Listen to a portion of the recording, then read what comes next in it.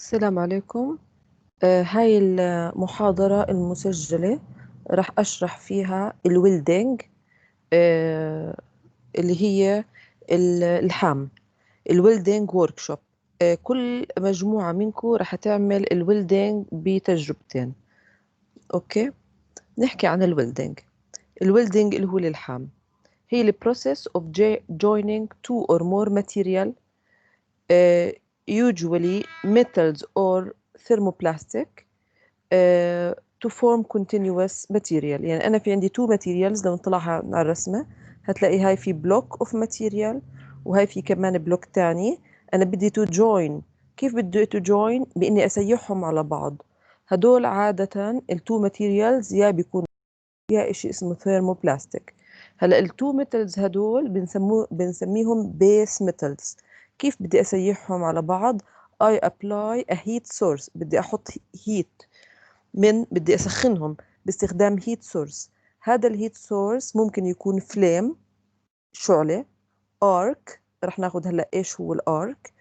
ممكن يكون بليزر بيم، بالليزر يعني، او بالكترون بيم. المهم شو مكان الهيت سورس هذا رح يعمل في هاي المنطقة، يسيحهم. فرح تصير في ليكويد بول، ورح تتأثر مش بس في المنطقة اللي جاي عليها الهيت، هيتأثر المنطقة اللي حواليها. فهاي المنطقة اللي شايفينها حمراء هيكون اسمها فيوجن زون، المنطقة اللي فيها الانصهار.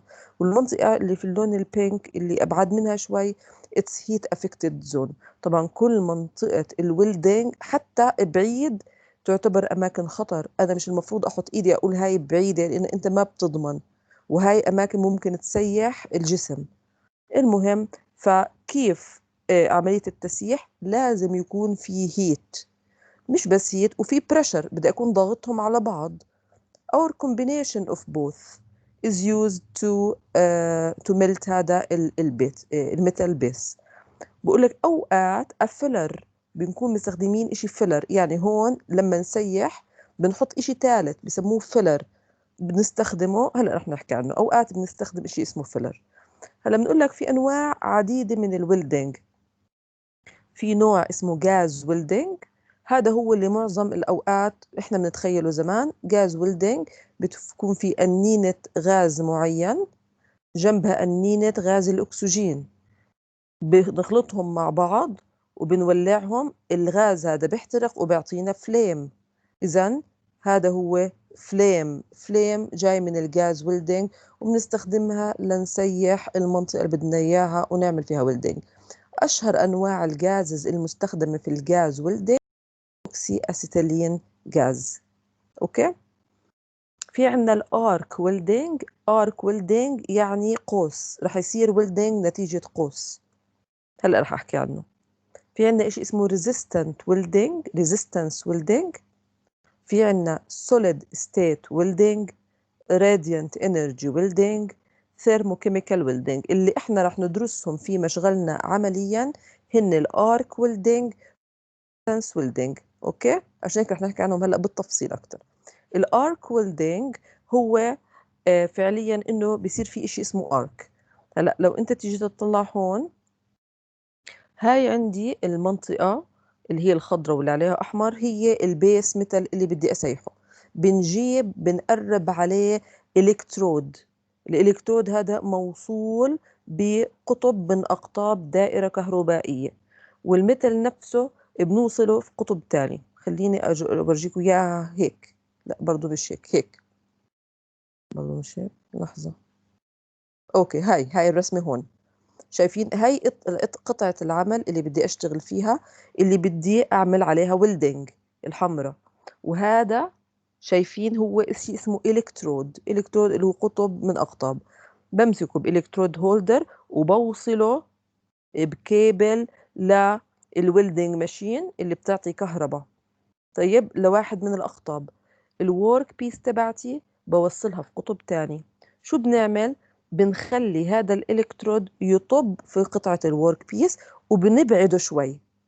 لما نبعده شوي بيصير في هاي المنطقة في فراغ بين الإلكترود والورك بيس، بس هذا الفراغ فيها زي آرك صغير، آرك من التيار الكهربائي في الفراغ، بيعمل على تسخين القطعة وانصهارها. أوكي، يعني نرجع هون على الرسمة، نرجع هون على الرسمة، بتلاقي إنه هيو هذا الإلكترود وهاي الميتال بيس، أنت عملت تاتش بالإلكترود للميتال بيس وبعدين بعدته، فبيصير هون في آرك، هذا الآرك فيه تيار كهربائي بيؤدي إلى التسخين.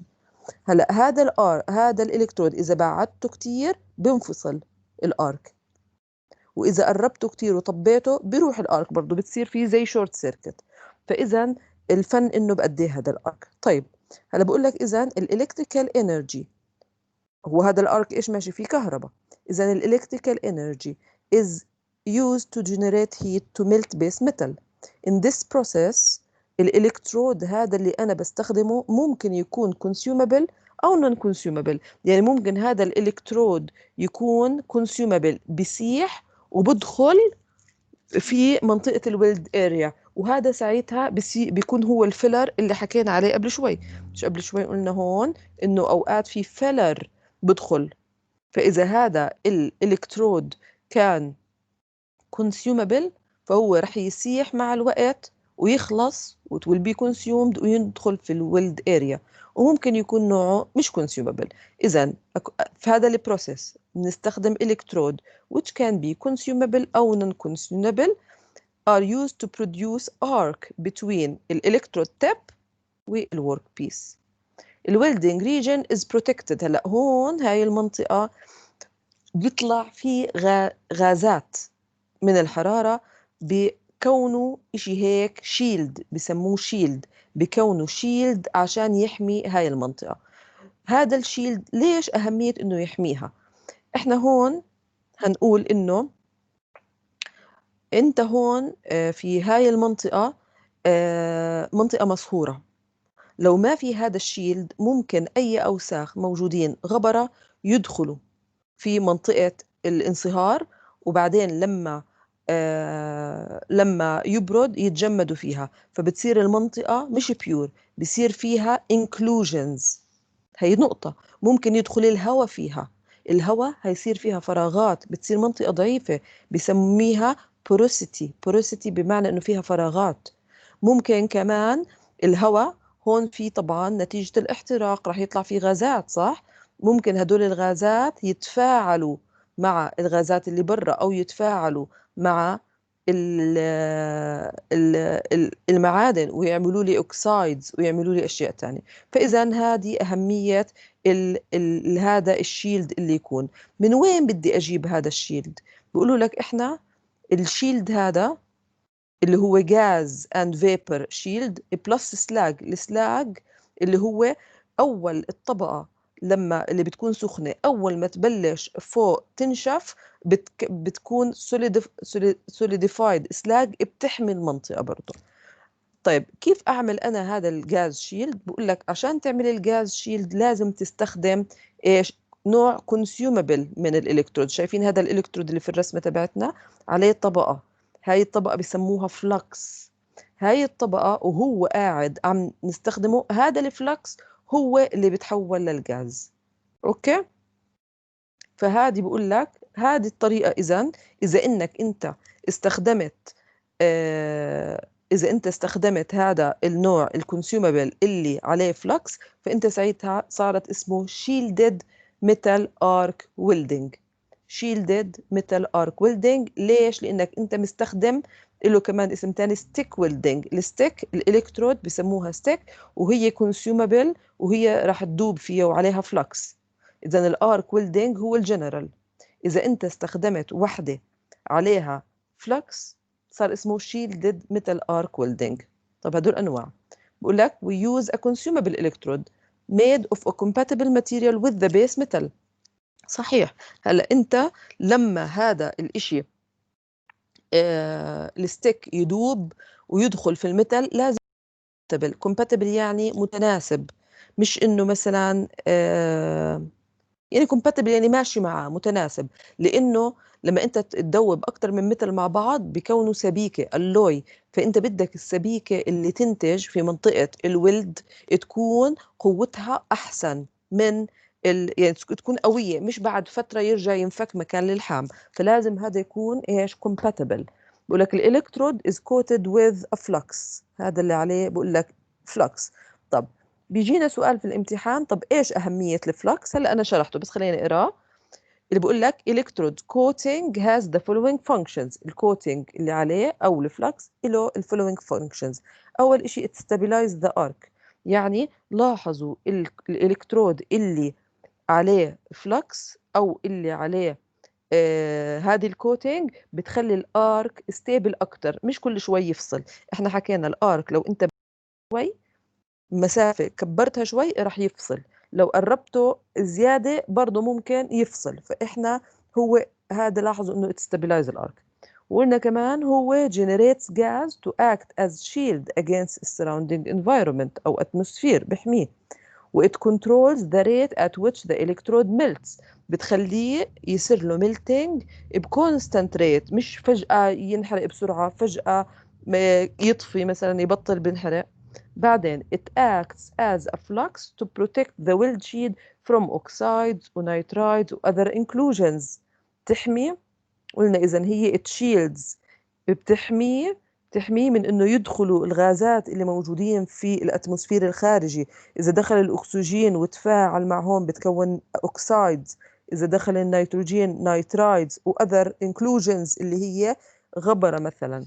اوكي، وقلنا add alloying elements، هذا نفسه الفلكس زائد المادة نفسها الماتيريال المفروض تزيد alloying elements. كلمة alloy معناها سبيكة، بتزيد مواد للسبيكة اللي احنا بدنا نعملها في الويلد زون. وهذه المفروض enhance the properties of the weld، تحسن خصائص الويلد، تخليه more strong. هذه النقاط كتير مهمة اللي هي إيش الإلكترودز كوتينج فانكشنز أو نقول advantages أو هذا الحكي. إذا نرجع هون نقول بالنسبة للآرك ويلدينج اللي هو فهمنا كيف بتكون الآرك بين الإلكترود وبين الميتال شيت. هذا ممكن يكون نوعه consumable أو non consumable. إذا كان نوعه consumable وعليه فلكس شو سميناه؟ سميناه shielded metal arc welding. طب ممكن إحنا نحاول نلاقي نعمل هذا الغاز، إحنا هذا الغاز طلع نتيجة احتراق الفلكس. أوكي، ممكن إحنا نعمل هذا الغاز بطريقة تانية. قال لك بلا منه إنه نحترق هذا، نحط inert غاز، نحط غاز نبيل. الانرت غاز اللي هو النوبل غازز اللي هن ما بتفاعلوا مع إشي، فخلينا نحمي هاي المنطقة بالانرت غاز. فصار عندنا نوع جديد اسمه metal inert gas welding. Also in this process نستخدم consumable electrode والweld area is shielded by ايش؟ by external gas source such as argon. لو بدنا نشوف هاي الرسمة تبعتنا، لا هاي الرسمة اللي قبل شوي شفناها كانت للميتال غاز العادية. ال ال inert gas welding شايفين في أنبوبة غاز شو فيها الغاز النبيل، فيها الانرت غاز. فانت فعليا قاعد بتدخل هيو هذا الكونسيومبل الكترود، بيجي معاه ايش؟ هيو الغاز بدخل، فهو اللي بيعمل لك حواليه الشيلدنج غاز. وبنفس الطريقة بصير في ارك وبتصير هون الدوب. ومين اللي بيحمي من الانكلوجنز؟ هو الانرت غاز. اوكي، طيب اذا احنا صار عندنا كلمة غاز مرت علي كتير، يعني ممكن حدا يتخربش يقول لي طب هذا غاز ويلدينج والارك انت قلتي هنحط غاز انرت غاز. اوكي، هون الانرت غاز مش هو اللي بيدوب، الانرت غاز هو بيعمل شيلدينج. اما هون بالغاز ويلدينج الغاز هو اللي بيحترق واللي بيعطي فليم. هون لا، مين اللي بالارك ويلدينج مين اللي بيسخن؟ مش الغاز، اللي بيسخن هو الكهرباء، الارك اللي ناتج عن الكهرباء اللي موصلة بين القطعة وبين الإلكترود. أما هون الغاز اللي أنا مستخدميته هون بس عشان أحمي to shield. هذا هو الفرق بين الارك ويلدينج، بين الانرت غاز ويلدينج اللي موجود بالارك ويلدينج وبين الغاز ويلدينج لحاله. الغاز ويلدينج لحاله أنا I'm producing a flame من احتراق هذا الغاز. أوكي، فهيك بنكون أخذنا إيش؟ الجاز ويلدينج. وقلنا أنواع الويلدينج، أخذنا الجاز وأخذنا الآرك. هلا بدنا نحكي عن الريزيستنس ويلدينج. ريزيستنس ويلدينج من اسمها أنا عم بعمل يعني في بريشر، عم بعمل مقاومة ففي بريشر، أنا عم بضغط. نوع من أنواع الريزيستنس ويلدينج اللي راح تعملوه في المشغل هو السبوت ويلدينج. هنحكي مباشرة عن السبوت ويلدينج.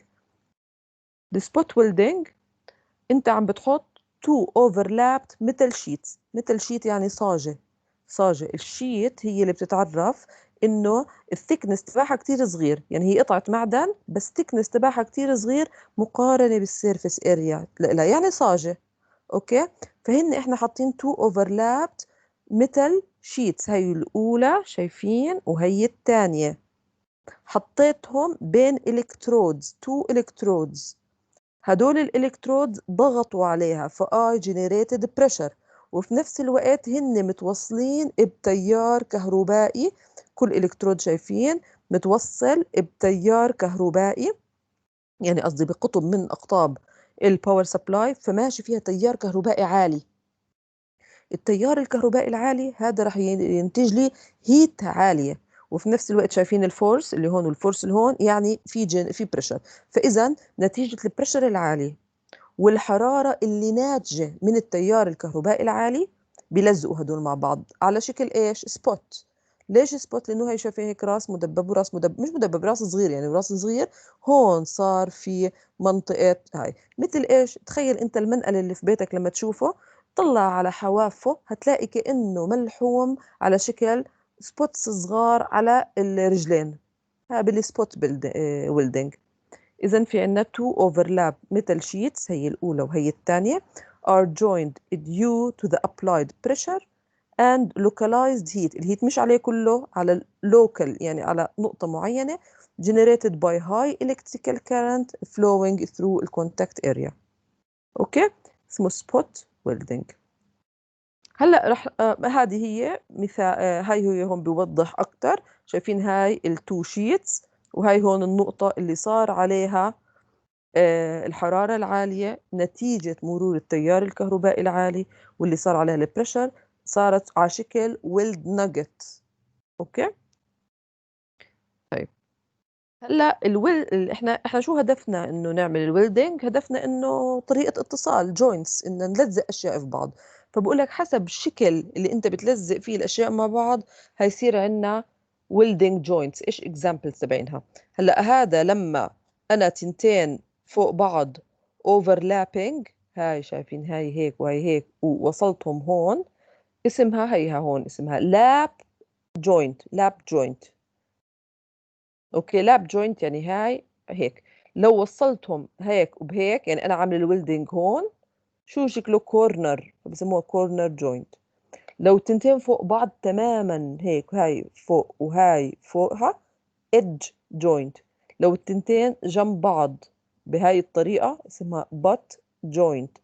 لو بهذا الشكل، طبعا هاي شكل تي مقلوبة فسموها تي جوينت.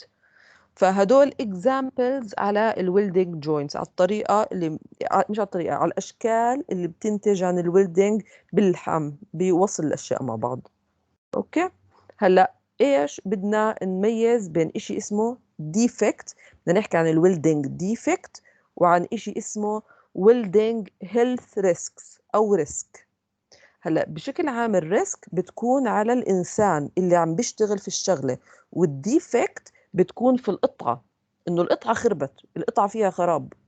الديفكت يعني انت بتقول القطعه از ديفكتد، ما بتقول الانسان از ديفكتد.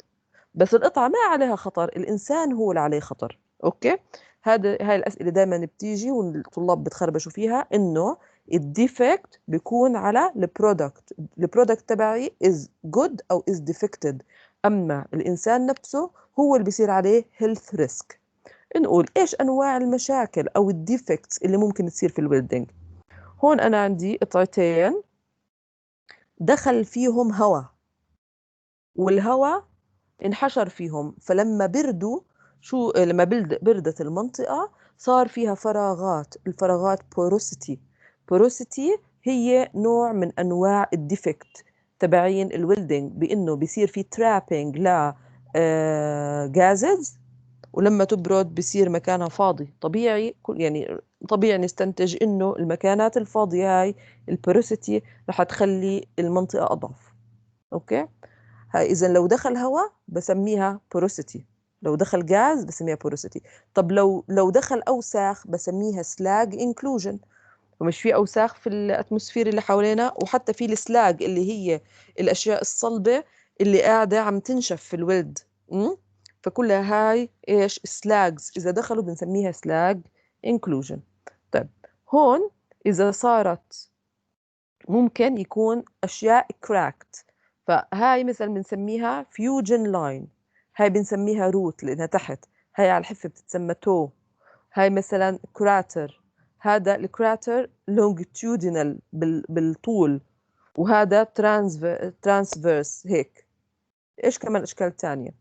هون انت عم تلحم هاي مع هاي، ما كملت لتحت، فاسمها incomplete joint penetration، ما وصل it didn't penetrate للآخر، فهي incomplete joint penetration. هي هون زيها هاي، شايفين incomplete joint penetration. طيب هون انت ما كملت الويلدنج على الآخر، فبسميه underfill.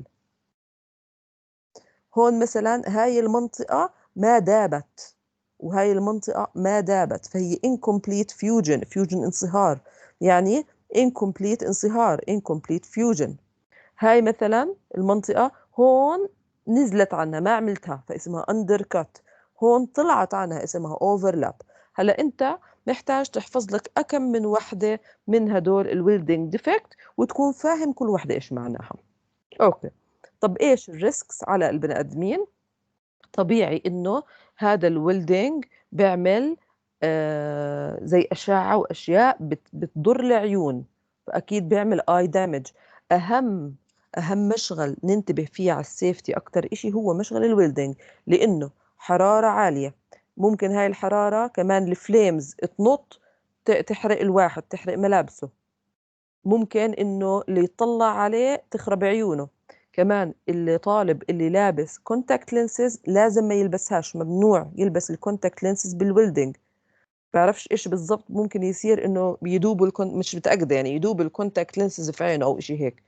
كمان اذا هي في الهيت والسباركس، في اي دامج، هي بتطلع غازات مختلفة، الواحد لما يتنفسها ممكن ينضر، خاصة الناس اللي عندهم ربو وهيك شيء. فبالتالي هدول طبعا health risks كيف نتجنبهم؟ لازم الشخص الطالب اللي بيشتغل في الويلدينج يكون حاطط على عيونه الجوجلز، مش لابس كونتاكت لينسز، يكون حاطط كمامة خاصة عشان ما يتنفسش البخار اللي طالع والغازات اللي طالعة. ما يتطلعش دايركتلي على الفليم او على الارك. اي طالب تاني ما عم بيشتغل يبعد عنه، ما يقربش عليه، مش اروح انا اقعد اتفرج شو الطلاب عم بيعملوا في طالب تاني شو بالاكسرسايز تبعه، ما في داعي. اوكي، طيب هيك بنكون خلصنا بالويلدنج. في نقطة حابة احكي لكم اياها مهمة، انه انت لما يكون عندك السلاج هذا وبدك تتخلص منه ممنوع تلمسه بإيدك، هذا إشي بديهي بس أنا قلت أحكيه. هذا السلاج اللي بيطلع هو منطقة كتير سخنة زي النار، ممنوع أمد إيدي عليها. ففي إشي برش معينة، برش معمولة من يعني مثل برش من معدن، هي منها بننظف أي إشي حابين ننظف هالمنطقة، بننظفها بمثل برش، ممنوع ننظفها بإيدنا نهائيا حتى لو لابس كفوف.